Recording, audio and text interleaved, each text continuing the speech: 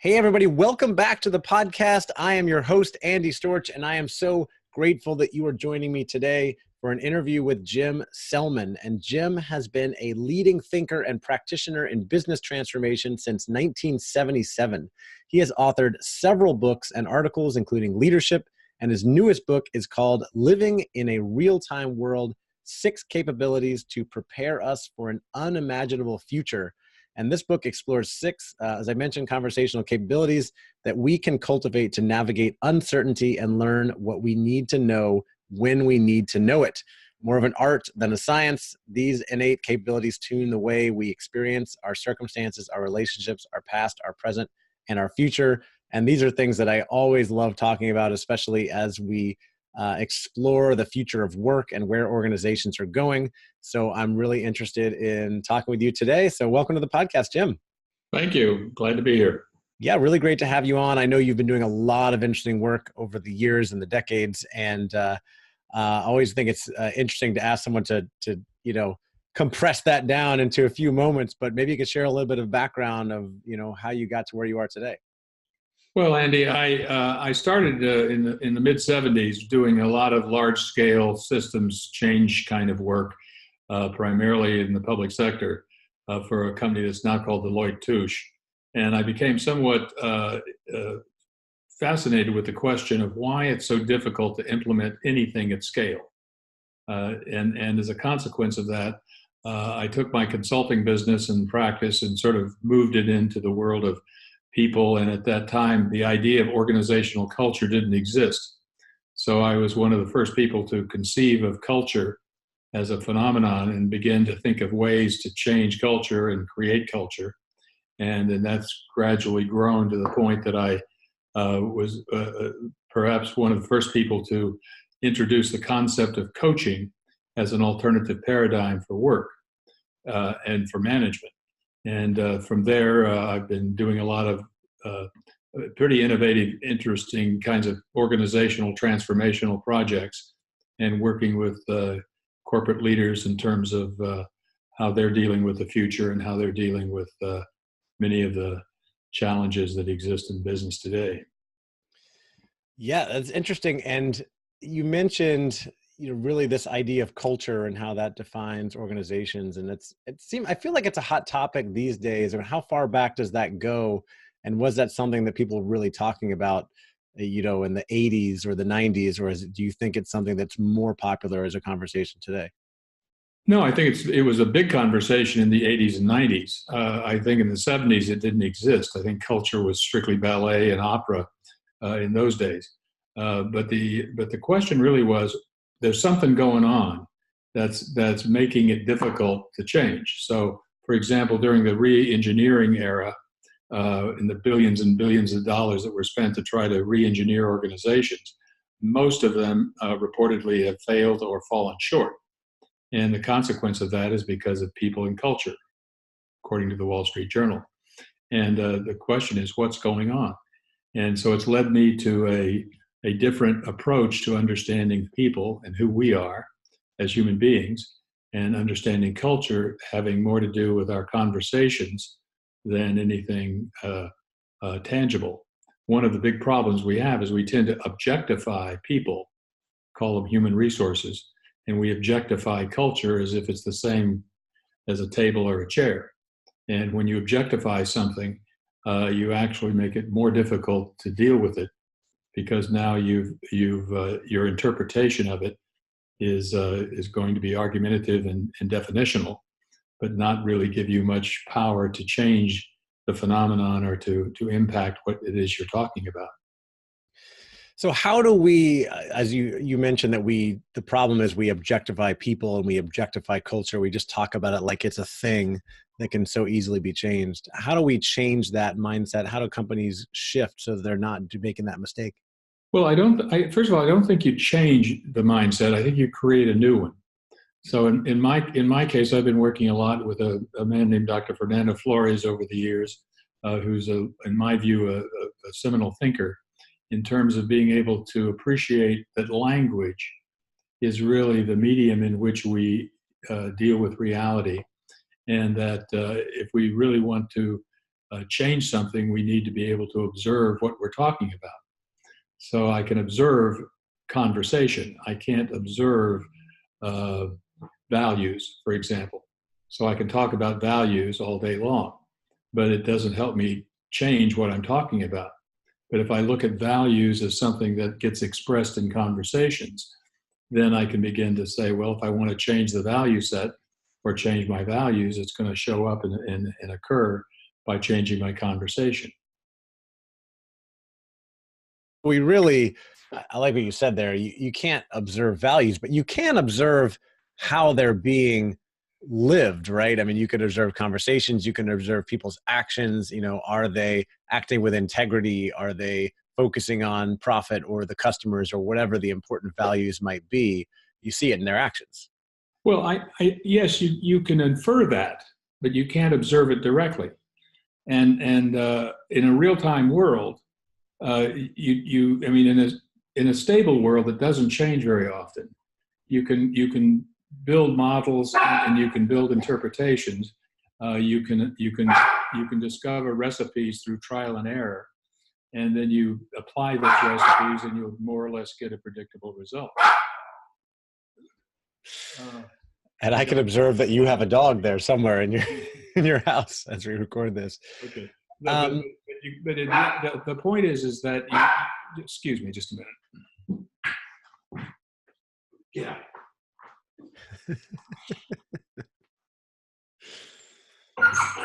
Okay, sorry, my apology. The point is, in a stable world, you can develop patterns and behaviors and recipes and apply them. In a world that's changing faster than we can even comprehend, that idea of looking for recipes is ineffective. So you have to shift from more of a knowledge-based approach to living to much more of a generative and creative approach, what I call navigating. When you don't have maps of where you're going, then you need to invent the maps as you go.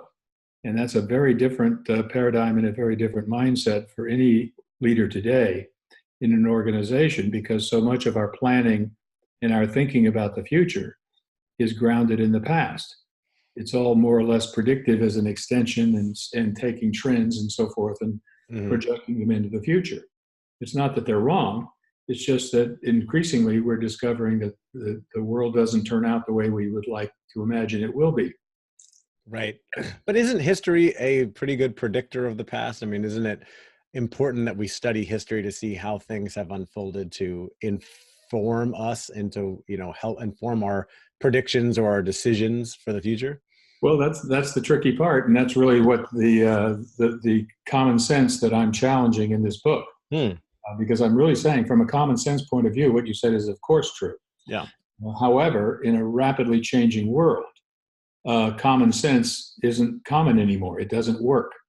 Or if you rely on it to make your decisions and invest your resources, you're taking increasing risk, because we have more than ample evidence from disruptors in business to new technologies and so forth, that reality doesn't care what we think, and that we're really dealing with something that's unprecedented. And that's really the question, is if you accept that that change is not only faster, it's accelerating. Yeah, I heard a saying recently that the rate of change is faster than it has ever been before, and yet it is slower today than it will ever be in the future. So the rate of change just keep getting faster. Things are changing all the time. And what you're saying is that we obviously can't do things the way we've done in the past. We have to change. We can't just rely on knowledge and history. We have to be able to take, I think, more of an iterative approach, is what you said, to be willing to try different things and pivot faster to be successful. Well, I mean, all of that's true. I mean, the model or the metaphor I'm using is Star Trek Enterprise. And if you really buy into the idea that we're going where no one's gone before, and if you accept that premise, then we have to acknowledge that we're inventing the future. We're not going into a future that's there waiting for us. So if you go back to your original point about prediction, those past-based predictions imply that the future is a certain way if we can only predict it correctly. Another both philosophical and practical way of thinking is that there is no future there waiting for us to arrive. It's going to be whatever our actions produce. So just as our current reality has been produced by our historical and past actions, our future is also going to be a function of our actions. The Right. question is what's organizing our actions. If your actions are based on your predictions, you're going to get variations of what you predict, Yeah. or not. And what I'm suggesting is that leadership and organizations need to give up their attachment to the way it was or their imagining how it might be, and start really getting clear, what are we committed to produce? Let commitment drive our actions rather than our predictions determine our commitments. Yeah. If reality is determined, if your view of reality determines what you commit to, by definition, you're going to get a bit more of the same. If you're in a real-time world, making decisions that way is almost certainly a formula for failure and being left behind. Yeah, and I'm thinking about, I like what you said about how we sometimes think we're entering this future that's already there, but we're defining the future based on the decisions we make, right? The actions we take. And it That's right. reminds me of something I've thought about many times, which is that we always fret over these really big decisions, and then they almost always turn out right, right? It's almost like in many situations in our life, we couldn't make the wrong decision because things will work out. You make a decision and then you live with that decision and you move on. Now, it may not have been the best choice. Sometimes we have to pivot and we go back and change. But what you're saying is that, companies need to define their future. They can't rely on what's been done in the past and what the history tells them. Can you give an example of where a company has made a mistake with this? I mean, obviously, I think of classic examples like Kodak completely ignoring, the movement into digital, even though they had the technology. But what else, is there an example to kind of bring this to life? Well, there are lots of them. And in fact, I read a list someplace of it was showing conversations that have no possibility. Like the head of the patent office saying pretty much everything's been invented that can be invented, or common conventional wisdom, things like we can never run a 4-minute mile, or we've got the Kodak and the Polaroid and the corporate examples, digital computer, completely missed the, they thought the future was small computers. IBM almost went out of business by building their corporate commitments based on their historical successes, and that by investing more in what we think made us successful has worked more or less in a stable, slow changing reality. That's nothing illegitimate about that. It's only dangerous and difficult when suddenly the rate of change happens. And that happens if you make your decisions based on what made you successful in the past. Your likelihood of failure or something bad happening is pretty high. Yeah, it's interesting how, things have changed, and we always think that we are at this point where how could we possibly invent anything new, right? We have all these crazy bells and whistles technology, and yet we're always inventing new things. So tell me a little bit more about this book that you have now, Living in a Real-Time World. And, you and I were talking right before we started recording about the problem with people always trying to predict. People always want to predict the future, even though nobody really knows what's going to happen. I think people are a little bit obsessed with making those predictions, right? If you ever turn on cable news, which I don't watch at all, but I feel like it's full of talking heads making predictions about the future, even though they have no accountability to Well, whether that prediction comes true or not. yeah, that's exactly right. I mean, if you think about it, a prediction is just an assessment. It's a judgment. Okay, how well grounded that judgment is, or how thoughtful it is, it's still a judgment. And linguistically speaking and practically speaking, one of the big ahas in the work I've been doing is showing people that judgments and assessments can never be true. They are always relative to an observer, and they're not facts. They're conclusions, they're assumptions. They're built on some narrative or some structure of thinking that has you see it that way. So there's nothing wrong with them, but they're not true or false. The problem is when we start to believe that our assessments about the future are the truth, okay? And then we start living and acting consistent with what we think. Now, if you looked at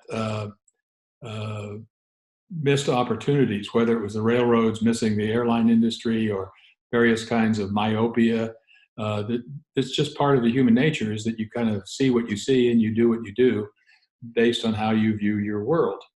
The problem is if the world is changing faster, then you have to figure out a different way of viewing it. Now, again, if you stop trying to control the future and you start creating the future, then it's a pretty easy move. The problem is if you try to control something that you don't control. So I tell people frequently, and it's very much at the center of this book, is that we don't really have much, if any, control. But we always have a choice in how we relate to the world. We always have a choice in how we relate to what's happening. And that's what's emerging in this real-time world, I think, is what you might call a relational view of reality. Yeah. Where if you want to change something, change your relationship to it.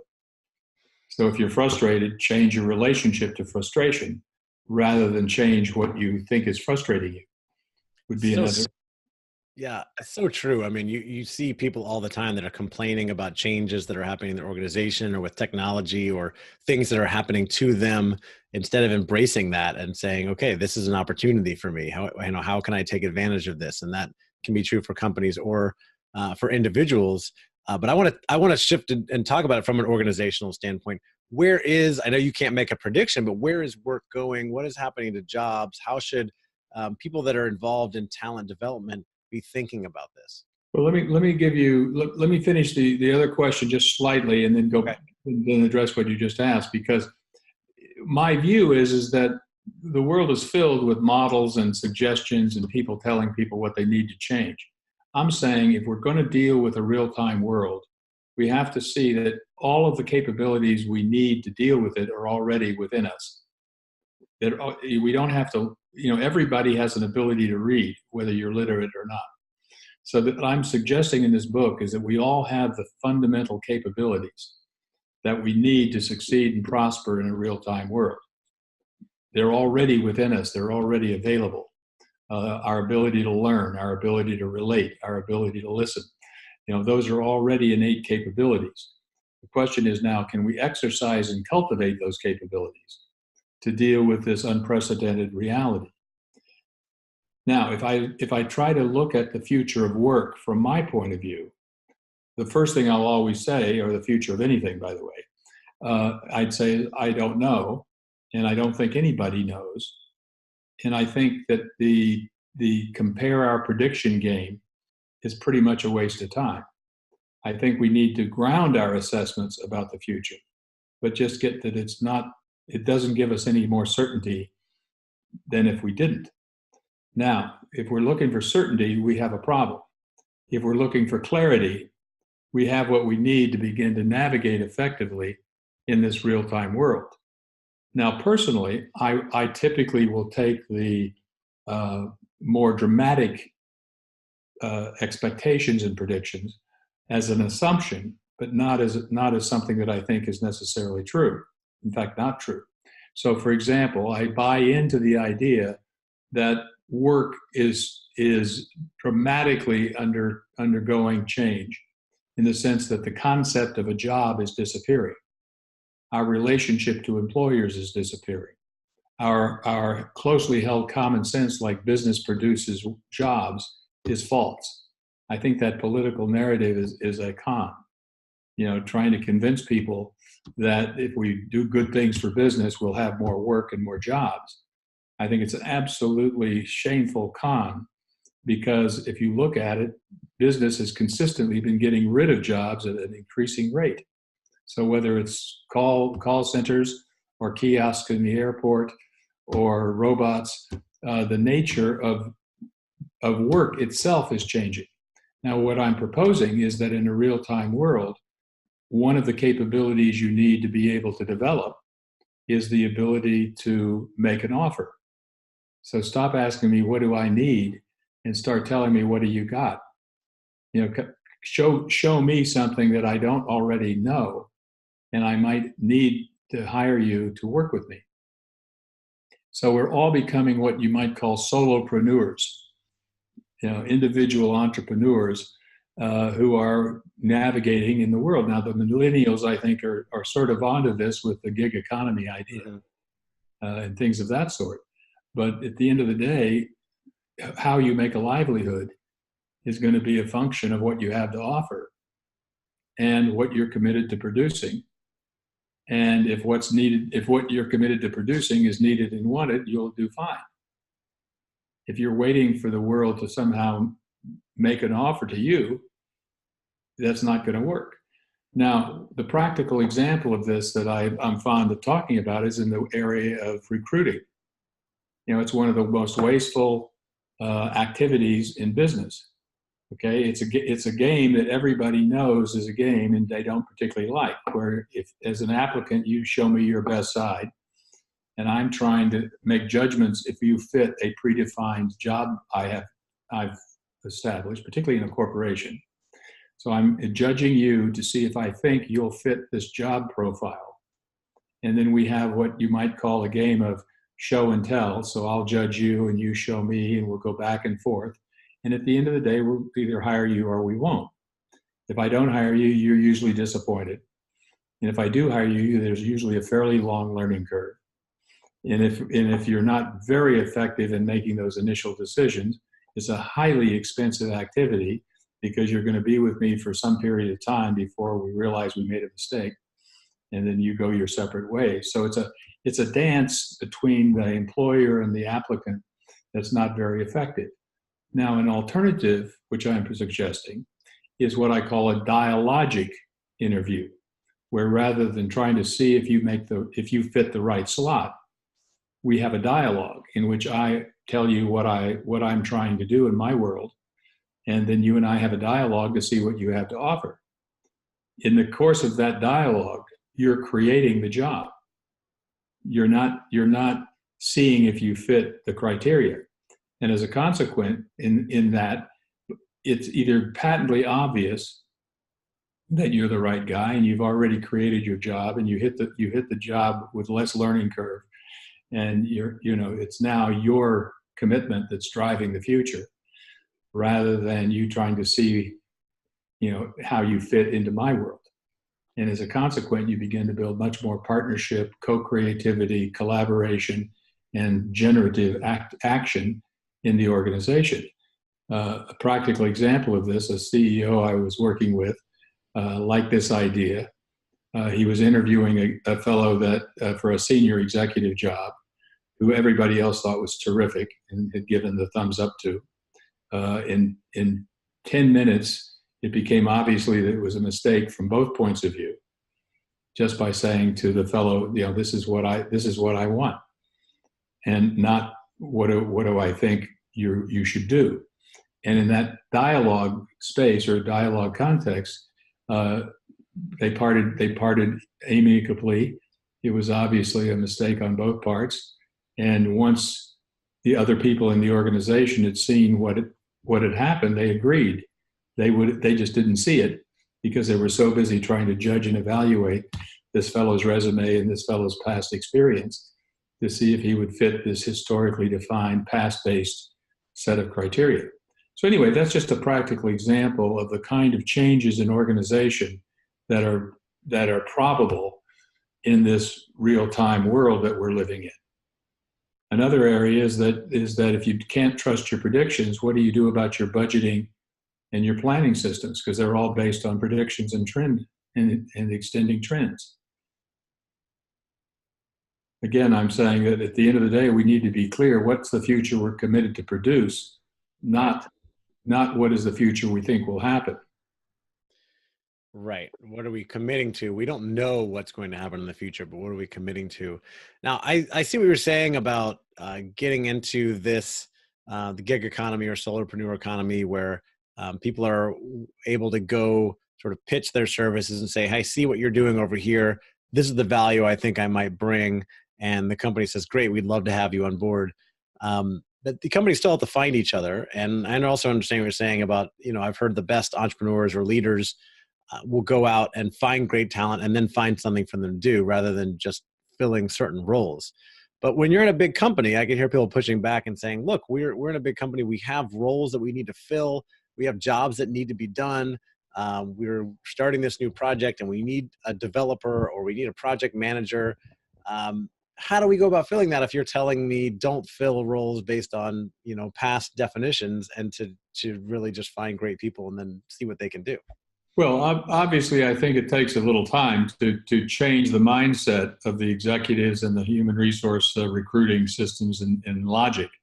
But if you're looking to fill a role called project manager, I would say start by saying, what do you want the project manager to create or produce, not what you want the project manager to do. So if I say I want the project manager to produce a low-cost new product in half the time, okay, then now let's start having a dialogue with the applicants, even in the current system, to say, here's what we're trying to do is produce a new product in half the time. What do you got to say about that? And begin to shift it to a dialogue, to a conversation about this man's or woman's commitment and how they approach creating that kind of a future. The other thing that's pretty clear to me, Andy, in the world of knowledge is changing in this real-time world, or our relationship to knowledge. Because in the past, we think that you have to know something before you can do something. In a real-time world, you may not know how to do it. You may not have ever done it before. So I'm promoting the idea that there's a distinction called existential confidence that I talk about in the book. Existential confidence is the kind of confidence you have when you're taking on something you've never done before, where you don't have any kind of experience.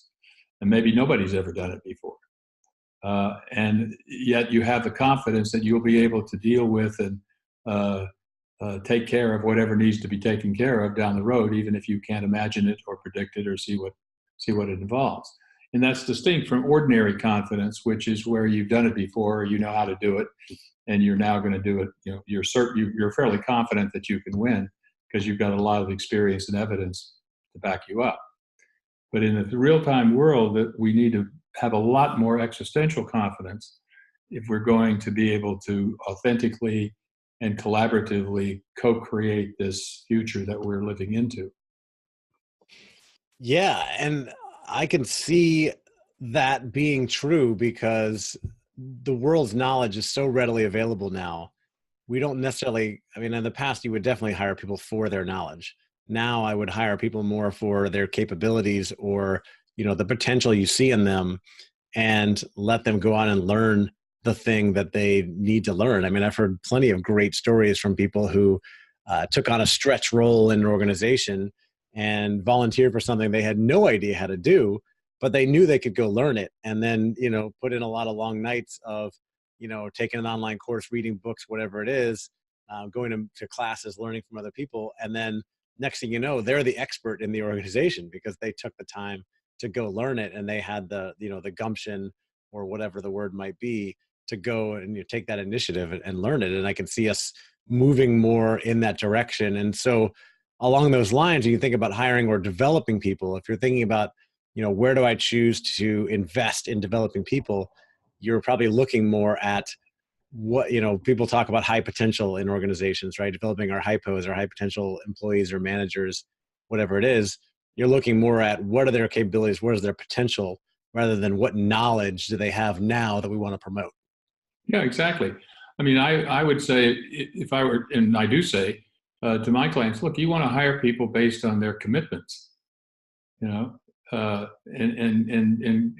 and stop the belief that the company's job is to develop them. If they're committed, they will develop and they'll grow and they'll expand like any of us would do in that situation. But the idea that you are an object that I'm going to develop, and that we're going to start with some set of criteria that you're going to fill, Again, all of those are sort of common sense ideas if the world isn't changing. But when the world is changing rapidly, those same ideas will keep you stuck in a very counterproductive and dysfunctional way of relating to the future.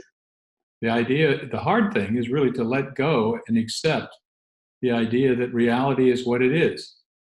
And our job isn't to try to figure it out. Our job is to work with whatever's going on, and create the future.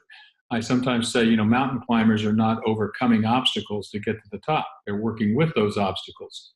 They're using those obstacles to accomplish the mission or the goal. And they're not fighting reality. So many corporate people have this view that the job of management is to control people and to control the world and make things happen. And I suggest that you're going to get more of what you resist, and that it's going to be deadly if you're living that inside that belief in a real-time world, because you're going to become a spectator, and you're going to be sitting there watching television and watching the news and reading books and having conversations about the future rather than having conversations to produce the future. Yeah. How many times have you been in a meeting talking about productivity that didn't produce anything? Right. Okay, so a lot of big companies out there are making transformations, right? A cultural transformation, digital transformation, strategic transformation. A lot of companies realize we need to change, we need to shift. We can't do things the same as we have done before. And How do they adapt to this and prepare themselves for the future of work, no matter what it is?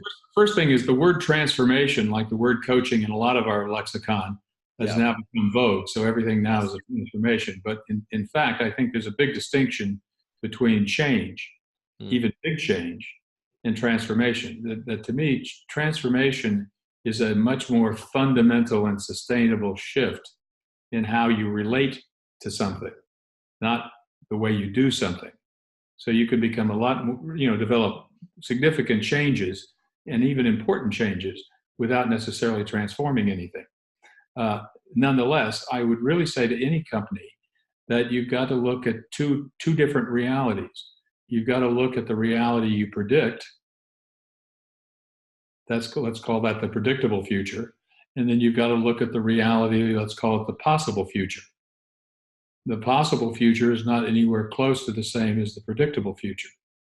And I've got lots of examples where a company is, predictably would have been lucky to get 2% growth, get 40% growth in less than a year by changing how they relate to the questions, how they relate to the circumstances, how they relate to each other in the organization.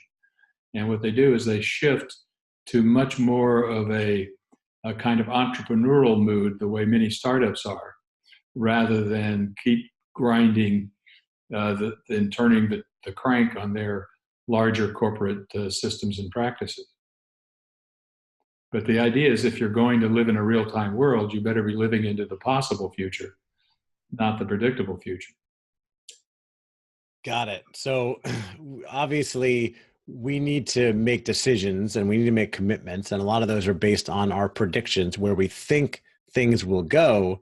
But what you're suggesting is take a step back and realize there's a difference between the possible future, which is the future that you've identified as to be the most likely, or where you'd like things to go, and also realize that there is a possible future and there are other outcomes that could happen. So we need to prepare for all of those different outcomes so we're not taken off guard. Yes, and the possible future is not just a bigger prediction. The possible future is an invention. It's a creation. Mm-hmm. It's an IC, or why not, or what if, and then develop the new habit of being able to say what are we committed to make happen, and then plan how to do it, rather than letting our planners and our planning mindset determine what we commit to. If you let the predictable future determine the boundaries inside of which you make commitments and allocate resources, you're always going to be living into that predictable future. It's the old George Bernard Shaw quote about reasonable people adapt themselves to the circumstances. Unreasonable people adapt the circumstances to themselves. In a real-time world, you better be in the latter camp, living to make the circumstances fit your commitments, rather than trying to let your view of the circumstances determine what you commit to. It's fascinating. All right. So we'll kind of wrap this up here, but for someone listening who may be involved in defining how to develop the people in an organization, developing people, whether it's managers or helping people upskill for new roles, get them prepared for how their job may be changing, knowing that we can't predict what those jobs will look like. Jobs 5-10 years from now will be completely different from today. What's one more piece of advice do you give to them to think about these things and help prepare their organization for the future? Well, I think, again, I don't think I have an easy formula or anything, but I do notice that in many organizations, there's still a kind of paternalistic relationship between senior management and the rest of the organization, as if the people at the top are supposed to know and the people at the bottom need to buy in and go along with whatever the plans and the thinking is.